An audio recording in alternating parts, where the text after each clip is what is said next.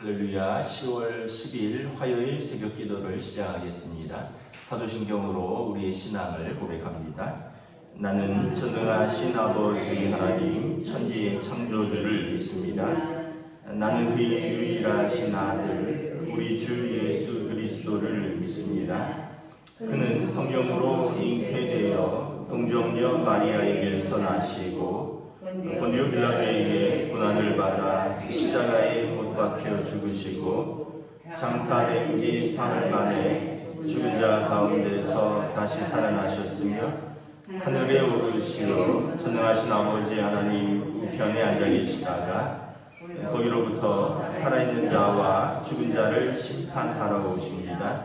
나는 성령을 믿으며 거룩한 공교회와 성도의 교제와 죄를 용서받는 것과 몸의 부활과 영생을 믿습니다. 아멘. 찬송가 272장 찬양하시겠습니다. 찬송가 272장입니다. 고통의 멍에 벗으려고 예수께로 나갑니다. 자유와 기쁨 베푸시는 주께로 갑니다. 병든 내 몸이 튼튼하고 빈금한 살이 부해지며 죄악을 벗어버리려고 주께로 갑니다. 낭패와 실망당하는 후에 예수께로 나갑니다. 십자가 은혜 받으려고 주께로 갑니다. 슬프던 마음 위로받고 인생의 풍파 잔잔하며 영광의 찬송 부르려고 주께로 갑니다.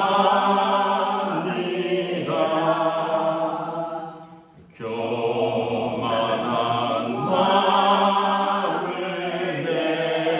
내버리고 예수께로 나갑니다. 복되신 말씀 따르려고 주께로 갑니다. 실망한 이 몸 힘을 얻고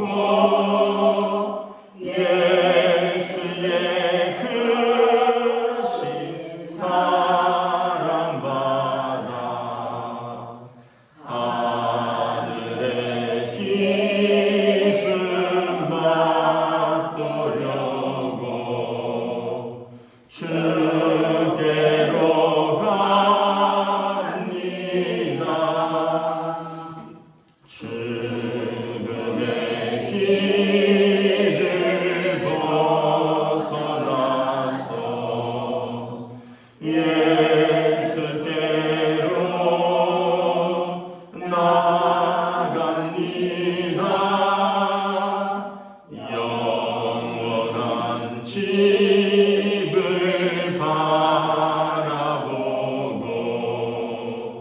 주께로 갑니다. 멸망에 포근해어 나와 평화의 나라 다다라서 영광의 주를 배우려고 주께로 갑니다.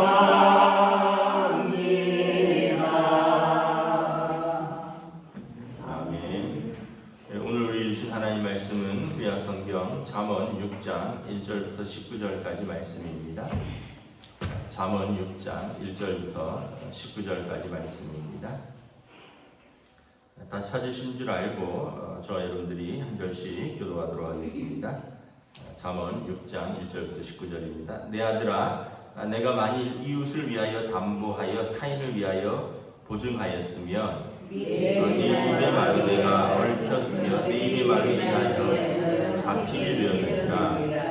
내 아들아, 내가 내 이웃의 손에 빠졌은즉 이같이 하랴. 너는 곧 가서 겸손히 내 이웃에게 간구하여 스스로 구원하되 내 눈을 잠들게 하지 말며 네 눈을 감기게 하지 말고 노루가 사냥꾼의 손에서 벗어나는 것 같이 새가 그물 치는 자의 손에서 벗어나는 것 같이 스스로 구원하라. 게으른 자여 갱이에게 가서 그가 하는 것을 보고 지혜를 얻으라. 개미는 두령도 없고 감독자도 없고 통치자도 없으되 먹을 것을 여러 번에 얘기하며 추수된 양식을 먹느니라.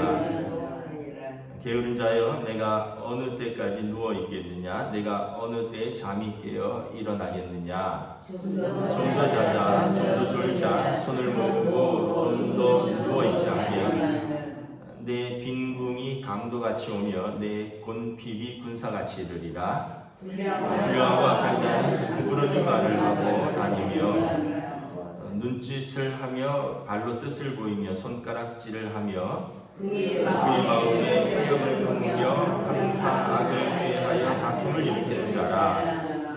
그러므로 그의 재앙이 갑자기 내려 당장에 멸망하여 살릴 길이 없으리라. 여호와께서 미워하는 것 곧 그의 마음에 싫어하는 것이 그의 7가지니 곧 교만한 눈과 거짓된 혀와 무죄한 자의 피를 흘리는 손과 악한 계교를 피하는 마음과 말약으로 달려가는 말과 함께 있습니다. 거짓을 말하는 망령된 증인과 및 형제 사이를 이간하는 자이니라. 아멘. 할렐루야. 네, 오늘도 새날을 주셨습니다. 하나님께서 은혜와 평강으로 함께 해주시기를 축복합니다. 이제 잠언은 지혜의 말씀이죠. 그래서 우리 삶의 지혜를 여러 가지를 말씀을 합니다. 뭐 재정적인 부분, 또 어제 같은 경우는 가정 생활이나 어떤 육신의 타락적인 부분, 뭐 모든 것을 이야기했는데 오늘도 그런 지혜에 대해서 말합니다. 1절부터 쭉 보면 담보를 잡히고 보증하지 마라 이렇게 말씀합니다. 1절에 담보하여 타인을 위하여 보증하였으면 내가 이 일로 얽혔고 이 말로 인하여 잡히게 되었다는 겁니다. 5절에 보면 노루가 사냥꾼의 손에 잡힌 것 같다는 거죠. 새가 그물 치는 자의 손에서 벗어나지 못하는 것과 같은 것이다. 이제 이런 경우가 과거에는 많이 있었죠. 요즘은 좀 많이 홍보도 되고 이래서 잘 남을 위해서 보증을 서지를 않는데 뭐 어쩔 수 없이 보증을 섰다면 결국은 이게 나의 채무가 되는 거죠. 좀 어떤 면에서 보면 참 억울한 거는 내가 빚을 졌으면 내가 써보기라도 했는데 내가 담보를 제공하고 그래서 보증을 서서 그 사람이 못 갚아서 연대 책임으로 내가 갚아야 되면 뭐 내가 써보지도 못하고 이제 손해를 보는 거니까 이건 참 어려운 거죠. 그래서 지혜자에게가 말합니다. 보증 서지 마라. 같이 어려워진다라는 거죠. 뭐 어떤 면에서 보면 한 사람만 어려워질 수 끝날 수 있는데 이 사람이 보증을 부탁을 해서 내가 보증을 쓰면 같이 어려워지고, 그러면 이게 또 한 사람만 어려워지는 게 아니라 한 가정이 어려워지고 그런 여러 가지 어려움이 생긴다라는 거죠. 예수님께서도 비슷한 말씀을 하셨습니다. 뭐 보증 서지 말라는 것은 아니고 맹세하지 말라 그러셨죠. 예수님께서 하늘로도 맹세하지 말라, 하나님의 보좌라. 땅으로도 맹세하지 말라, 하나님의 발등상님이라. 성전으로도 맹세하지 말라, 하나님이 계시는 곳이라. 우리가 뭐 여러 가지로 맹세해도 우리 스스로 이것을 지킬 수 있는 능력이 없다는 거죠. 그래서 남을 위하여 보증하고 담보하고 이런 것들이 결국은 지혜자가 보기에 이것이 당신에게 어려움을 가져다 준다라는 거죠. 또 6절부터 보면 부지런히 젊을 때 일할 수 있을 때 일하라는 것입니다. 6절에 게으른 자여 개미에게 가서 그가 하는 것을 보고 지혜를 얻으라. 개미는 두령도 없고 감독자도 없고 통치자도 없으되 먹을 것을 여름 동안에 예비하여 추수 때의 양식을 모으느니라. 어렸을 때 이제 뭐 저희 때까지만 해도 별로 놀 게 없으니까 흙에서 많이 놀았거든요. 흙에서 놀면 뭐 구슬치기도 하고 딱쥐치기도 하고 또 여자분들은 뭐 고무줄 놀이 하고 뭐 비석치기 하고 자치기 하고 뭐 그러다가 이제 또 어떤 날은 땅을 자세히 관찰을 해보면 정말 개미가 보면 무리지어서 뭘 부지런히 옮기잖아요. 자기 몸만한 것을 또는 뭔가를 입에 넣고 물고 계속 옮기죠. 그래서 개미 구멍으로 쏙 들어갔는데 아마 그게 이제 개미가 양식을 모는 거죠. 그래서 배짱이와 개미와 배짱이 동화도 보면 배짱이는 막 노래 부르고 있다가 겨울에 먹을 것이 없어서 개미한테 구걸하러 다니고, 개미는 더운 여름에 뻘뻘 땀 흘리면서 일하고 겨울에 그걸 먹는다, 뭐 이런 이야기도 있듯이 개미는 부지런함의 상징입니다.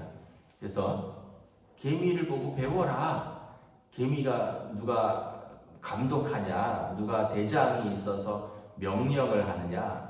개미는 스스로 이렇게 열심히 일해서 예비해서 추수 때 양식을 모으지 않느냐. 9절에 보면 게으른 자여 어느 때까지 누워 있겠느냐, 어느 때까지 잠이 깨어 일어나겠느냐. 게으른 자는 이제 늘 침대 근처에 있다는 거죠. 항상 누워 있다 보면 또 잠이 오고, 또 게으르니까 일어나야 될 시간에 일어나지 않고, 결국은 10절에 보면 좀 더 자자, 좀 더 졸자, 손을 모으고 좀 더 누워있자 하면 내 빈궁이 강도같이 오면 내 본핍이 군사같이 이르리라.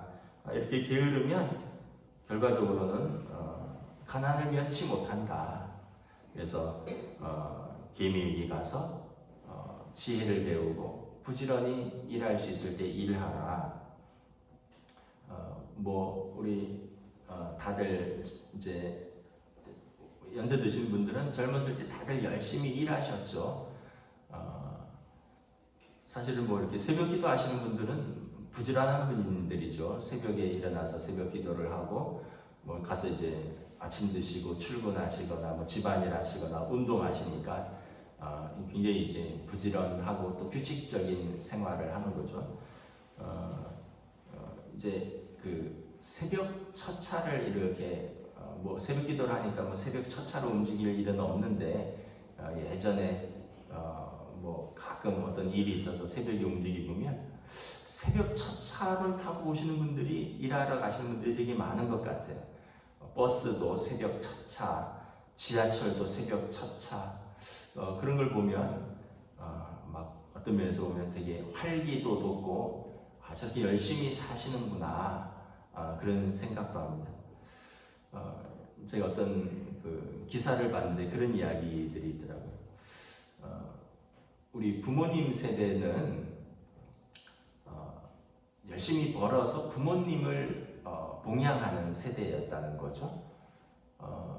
그런데 지금은 낀 세대가 돼서 당신은 부모님을 봉양했는데 정작 당신이 노인이 돼서는 자녀들이 봉양을 못 받는 시대가 되었다. 왜냐하면 자녀들이 더 가난한 시대가 돼서.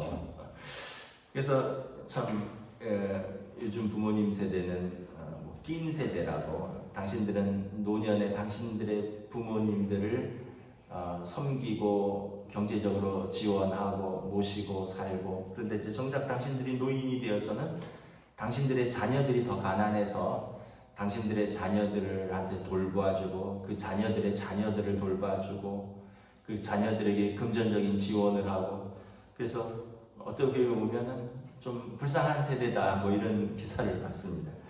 맞는 것 같기도 하고요.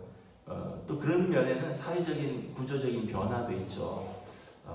우리 부모님 시대는 어쨌든 가난해서 열심히 일했고 또 그 일한 만큼 좀 보상이 주어졌는데 그래도 뭐 열심히 일해서 한 10년 일하면 집 사시고 그러셨잖아요. 요즘 시대는 지방은 좀 다르는데 서울에서 10년 일해서 집 못 사죠. 평생 집 못 살 수도 있습니다. 아니 집값이 10억, 20억 하는데 어떻게 집을 삽니까? 제가 어디 갔다가 이제 누구 기다리느라고 어디 청담동 쪽에서 이제 차를 세워놓고 누구 기다리고 있는데 그 앞에 부동산 사무소가 있더라고요. 그래서 이렇게 봤는데 아니 뭐 집 내놨는데 막 35억, 40억 이렇게 써 있는 거예요. 물론 동네가 강남이긴 한데 제가 그걸 보면서 이야 참 평생 일해도 집 못 사는, 서울에서 집 사기는 어려운 시대구나. 그러니까 이제 요즘 자녀들이 그러다 보니까 좀 낙심해서 에휴 그래 뭐 집은 이제 포기했다. 그러다 보니까 아이고 내가 무슨 결혼을 하겠느냐. 뭐 집도 없는데 어떻게 내가 가족을 부양하고 어떻게 가족을 꾸리겠니. 그래서 결혼도 안 하거나 늦게 하거나 뭐 그러다가 또 결혼을 해도 아이고 어떻게 전세로 있는데 아이를 낳겠느냐. 그러면서 또 아이도 안 낳기도 하고 낳아도 하나만 낳기도 하고 점점 사회가 좀 어려워지는 시대인 건 분명한 것 같습니다. 저희 때만 해도 그래도 대학 졸업하면 다 그래도 취직은 할 수 있었던 시대였거든요.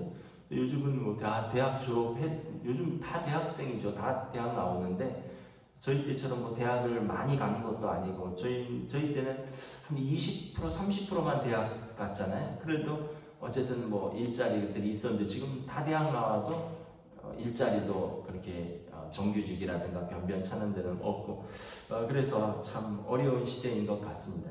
그래서 우리가 뭐 어떤 시대에 사는 것든지 어쨌든 부지런히 살고 성실히 살고 열심히 사는 것 외에는 어떤 면에서 보면 방법이 없는 것 같습니다. 점점 더 어려워지는데 거기에 게으르기까지 하면 어떻게 살겠느냐. 그래서 새벽 기도를 하는 우리 부모님 세대를 다시 한번 존경합니다.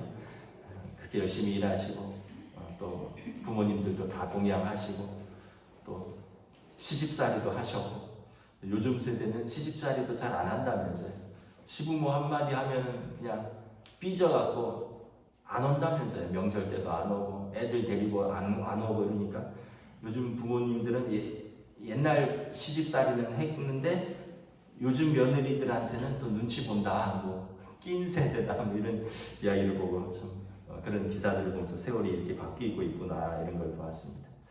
하여튼 우리 삶은 주어져 있는 시간 속에서, 주어진 건강 속에서, 주어진 기회 속에서 열심히 사는 것이 우리의 삶이다라는 것을 지혜자가 이야기하죠. 12절부터 16 마지막에 보면 하나님께서 싫어하시는 입, 손, 발 그런 삶을 이야기를 합니다. 12절에 보면 악한 자는 구부러진 말을 한다는 거예요. 올바른 말을 하지 않는다는 거죠. 그리고 그런 눈짓을 한다는 거죠. 그런 발로 뜻을 보이고 손가락질을 하고 마음에는 패역을 품으며 악을 꾀하고 다툼을 일으킨다는 거예요. 그래서 그가 있는 곳에는 악이 있고 그가 있는 곳에 다툼이 있다라는 거죠. 하나님께서 15절에 보면 그런 사람들은 하나님이 심판하신다라는 거예요. 그래서 16절에 보면 하나님께서 그런 것들을 미워하시는데 교만한 눈, 여러분 눈이 교만하면 남들을 얕잡아 보잖아요. 깔보잖아요. 딱 눈빛으로 벌써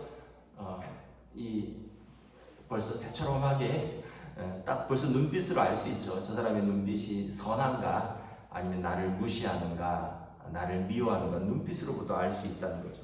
거짓된 혀, 그 혀로 미워하는 사람들을 모함하고 무죄한 자의 피를 흘리는 손, 악한 계교를 악한 꾀를 말하는 그런 마음, 악으로 빨리 달려가는 발, 그리고 거짓된 증인, 다른 사람 앞에서 다른 사람이 하지 않은 것을 했다고 하는 그런 거짓된 증인들, 그래서 형제 사이를 이간하는 것, 이건 뭐라고요? 하나님이 싫어하시는 것이다. 그리고 여러분 뿌린 대로 거둔다. 내가 남한테 이렇게 뿌리면 하나님께서 그에게 심판하신다. 우리말에도 그런 말이 있잖아요. 남의 눈에 눈물이 나면 내 눈에는 뭐가 난다고요? 피눈물이 난다.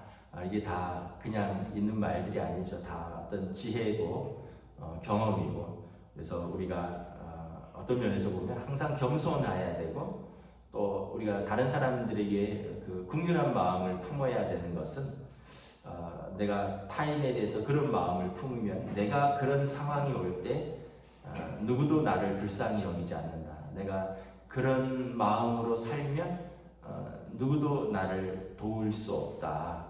그런데 평소에 내가 은혜를 베풀고 다른 사람을 불쌍히 여기는 마음으로 살고 이러면 내가 어려울 때 나를 불쌍히 여기고 나에게 은혜를 베푸는 사람들이 있죠. 그런데 이렇게 악한 마음, 악한 눈빛, 그런 악한 또 입, 손과 발, 그러니까 결국은 이제 그런 모든 것은 하나님 싫어하시는 삶을 살면 자기도 그런 삶의 결과를 받아들일 수밖에 없다. 왜냐하면 하나님이 심판하시기 때문에 그렇다. 그래서 우리가 뭐 이렇게 하나하나 다 따질 수는 없지만 주님의 마음을 품고 살아야겠죠. 예수님께서 어떤 마음으로 하실까? 만약에 어떤 상황이 벌어졌을 때 예수님은 어떤 마음으로 이 일들을 대하실까? 예수님이라면 어떻게 말씀하실까? 예수님은 어떻게 저 사람을 대하실까? 그런 마음을 우리가 생각해 보면 나도 그 마음으로 그 사람을 대하고 그 마음으로 말을 하게 되고 그 마음으로 생각을 하게 될 수 있겠죠. 그러면 우리가 있는 곳이 좀 더 아름다워지겠고 은혜가 넘치게 되겠죠. 여러분 말씀을 마치겠습니다. 오늘 하루도 우리에게 주어진 기회입니다. 여러분 성실하게 열심히 일하시고 또 서로 화평을 도모하며 은혜를 끼치는 삶을 사시기를 주님의 이름으로 축복합니다. 기도하겠습니다. 하나님 은혜를 감사합니다. 오늘 주신 말씀을 통해서 우리가 우리 삶에서 작은 부분들, 놓치기 쉬운 부분들, 이렇게 때로는 보증을 서고 담보를 하는 것, 또 때로는 우리가 기회가 주어졌는데 이 기회를 낭비하지 않고 열심히 일하는 것, 우리가 젊었을 때, 건강이 있을 때, 일할 수 있는 기회가 있을 때 열심히 성실히 사는 것, 그리고 또 우리의 삶에서 우리가 항상 선을 행하고 또 은혜를 끼치는 삶을 사는 것이 얼마나 중요한가. 그렇지 않으면 하나님께서 심판이 있다. 공의의 하나님께서 심판하시는 것을 우리가 항상 생각할 때 우리는 언제나 겸손하고 우리는 언제나 하나님의 뜻을 따라 순종한다면 하나님께서 우리와 함께 하시는 믿음의 삶이라는 것을 다시 한번 고백하며 오늘도 이러한 삶을 살 수 있기를 다짐하며 성령님 선하게 인도하여 주시옵소서. 감사를 드리오며 우리 주 예수 그리스도 이름으로 기도드리옵나이다. 아멘. 하늘에 계신 우리 아버지 이름을 거룩하게 하시며 아버지의 나라가 오게 하시며 아버지의 뜻이 하늘에서와 같이 땅에서도 이루어지게 하소서. 오늘 우리에게 일용할 양식을 주시고 우리가 우리에게 잘못한 사람을 용서하여 준 것 같이 우리 죄를 용서하여 주시고 우리를 시험에 빠지지 않게 하시고 악에서 구하소서. 나라와 권능과 영광이 영원히 아버지의 것입니다.